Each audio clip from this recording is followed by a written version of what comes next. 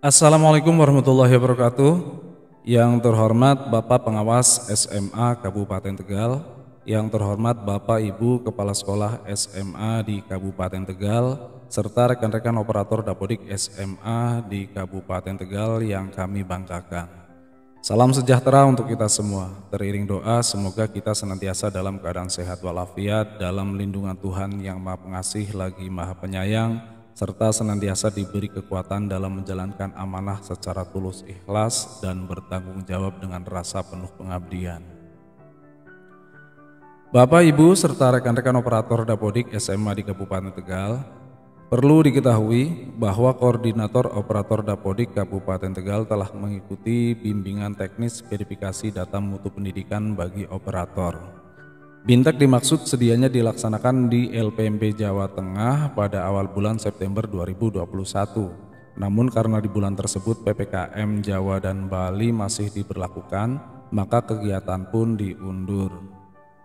Memasuki bulan Oktober 2021, ternyata PPKM Jawa dan Bali diperpanjang, sehingga tidak mungkin jika Bintek dilaksanakan secara tatap muka di LPMP Jawa Tengah. Sementara atas dasar rencana strategis LPMP Jawa Tengah tahun 2020 sampai 2024, ada target indikator kinerja kegiatan yang harus tercapai di tahun 2021.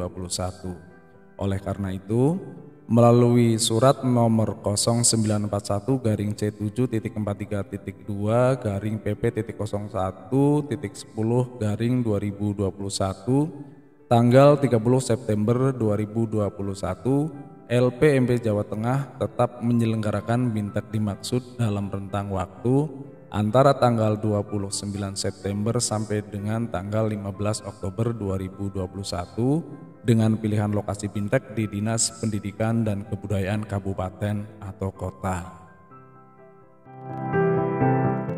Kemudian atas dasar surat dari LPMP Jawa Tengah tersebut, melalui surat nomor 005-04-13657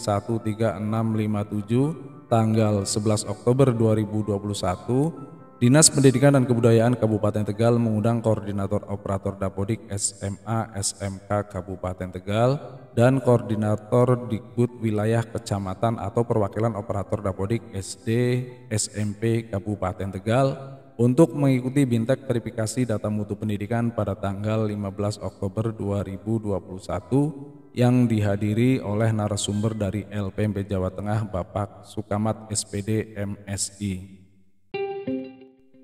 Dari serangkaian materi yang telah disampaikan, pada intinya bahwa validitas Dapodik itu terdiri dari 3 macam: akurat, berkelanjutan, dan mutakhir atau terbarukan. Validitas akurat apabila dalam Dapodik data sekolah, pendidik dan tenaga kependidikan, peserta didik, rombongan belajar, dan prasarana diisi dengan benar dan wajar. Lalu validitas berkelanjutan jika selama 4 semester berturut-turut sekolah melakukan sinkronisasi Dapodik. Melakukan sinkronisasi selama 4 semester berturut-turut itu menggambarkan bahwa dalam sekolah tersebut proses pendidikan masih berjalan, masih berlangsung. Dikatakan oleh narasumber bahwa di beberapa wilayah terdapat sekolah yang boleh dikatakan hidup segan mati tak mau, yang berarti secara prinsip sekolah tidak punya tujuan pendidikan, tidak jelas, tapi belum ditutup sehingga datanya masih ada di pangkalan data kependidikan. Lalu validitas mutakhir atau terbarukan bila mana sekolah melakukan pembaharuan data PTK, peserta didik, rombongan belajar, dan sarana prasarana pada semester berjalan. Kondisi validitas Dapodik dengan status akurat dan berkelanjutan hampir di seluruh wilayah sudah mencapai tahap ini. Karena tahap akurat dan berkelanjutan ini merupakan data dasar yang sangat menentukan kebijakan pemerintah di bidang kependidikan, seperti penyaluran dana BOS dan BOP, pertimbangan pemberian bantuan pemerintah terkait sarana dan prasarana, penyaluran program Indonesia Pintar, validasi info GTK untuk penyaluran tunjangan sertifikasi guru, dan lain sebagainya. Meskipun dengan status akurat dan berkelanjutan sudah bisa dikatakan cukup, namun LPMP Jawa Tengah berharap dengan sangat agar status SMA khususnya di Provinsi Jawa Tengah tidak cuma sampai di situ.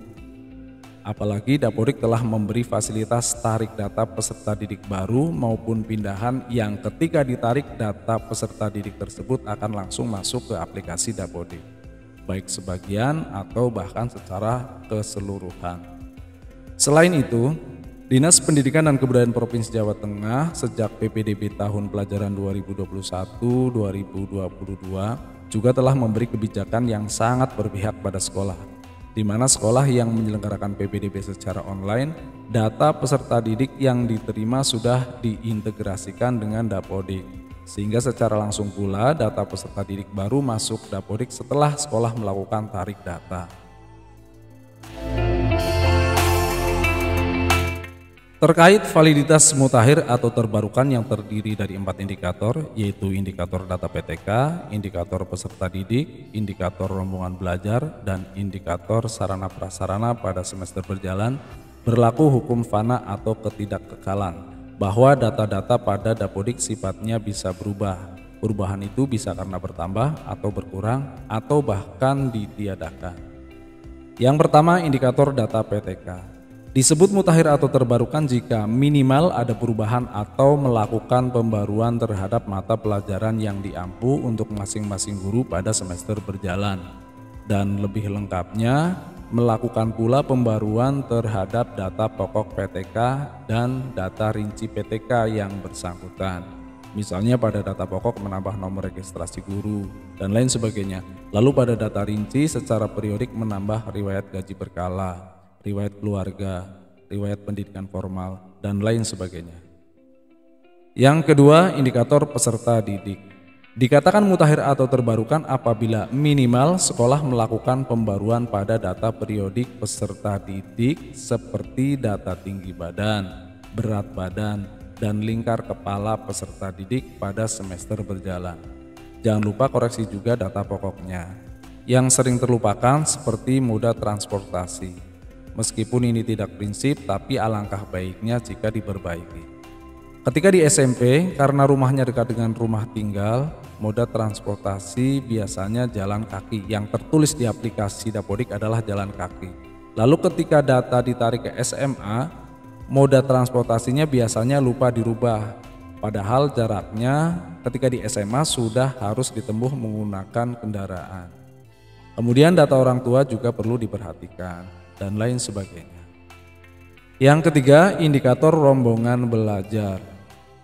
Tergolong mutakhir apabila sekolah melakukan pembaruan pembelajaran pada masing-masing rombongan belajar pada semester berjalan. Ini memang wajib dilakukan dan pasti sekolah telah melakukan. Karena jika tidak dimutakhirkan, dipastikan info GTK guru sertifikasi tidak valid dan menyebabkan tunjangan sertifikasi tidak cair. Yang keempat, indikator sarana prasarana. Memenuhi kriteria mutakhir atau terbarukan apabila sekolah melakukan pembaruan data periodik kerusakan atau kondisi sarana prasarana pada semester berjalan. Sebagaimana kita ketahui bahwa setiap makhluk, setiap ciptaan atau hasil karya bersifat tidak kekal, maka mudah sekali berubah. Meskipun perubahan tersebut tidak 100% berubah, tetap mesti dilakukan pemutakhiran. Misal gedung yang semula kondisi kerusakannya 10% bisa jadi setelah 3 bulan berikutnya berubah menjadi 20%. Komputer yang semula ada di ruang A bisa jadi setelah sekian bulan telah berubah atau pindah ke ruang B, dan lain sebagainya. Yang terakhir perlu Bapak Ibu dan rekan-rekan operator ketahui bahwa saat ini kondisi mutu pendidikan secara nasional sudah mencapai 91,66%. Jawa Tengah berada di angka 92,49%, lalu untuk Kabupaten Tegal sendiri berada di angka 92,42%. Data mutu pendidikan tersebut dihitung berdasarkan rata-rata semua jenjang, SD, SMP, SMA, SMK, dan SLB. Dari paparan singkat ini, selanjutnya mohon rekan-rekan operator berkenan mengisi instrumen verifikasi data mutu pendidikan sekolah masing-masing, tentunya sepengetahuan kepala sekolah, melalui link lpmpjateng.go.id/verpal, paling lambat tanggal 31 Oktober 2021. Mengingat situs ini bersifat publik dan link berupa Google Form, maka gunakanlah alamat email sekolah atau alamat email operator sekolah.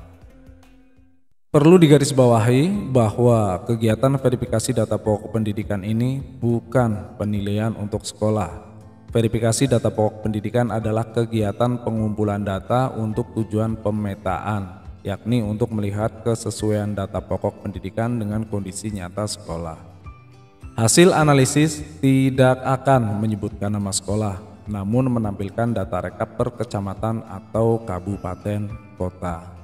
Hasil verifikasi akan dijadikan dasar bagi penyusunan masukan untuk perbaikan sistem pendataan pendidikan di Provinsi Jawa Tengah maupun nasional.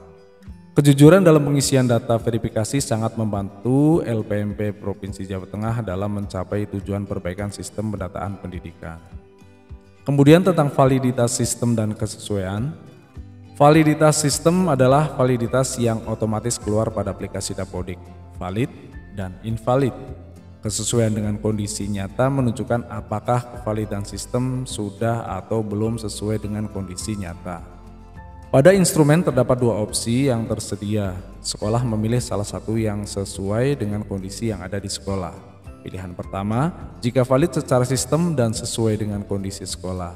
Pilihan kedua, jika valid secara sistem namun tidak atau belum sesuai dengan kondisi sekolah. Baik Bapak Pengawas SMA Kabupaten Tegal, Bapak Ibu Kepala Sekolah SMA di Kabupaten Tegal, serta rekan-rekan operator Dapodik SMA di Kabupaten Tegal, kiranya paparan dari kami cukup sekian. Sebagai dasar proses validitas, kami sertakan materi Bintek sebagaimana terlampir. Terima kasih atas perhatiannya dan mohon maaf atas segala kekurangan. Akhir kata, salam sehat dan salam sejahtera untuk kita semua. Wassalamualaikum warahmatullahi wabarakatuh.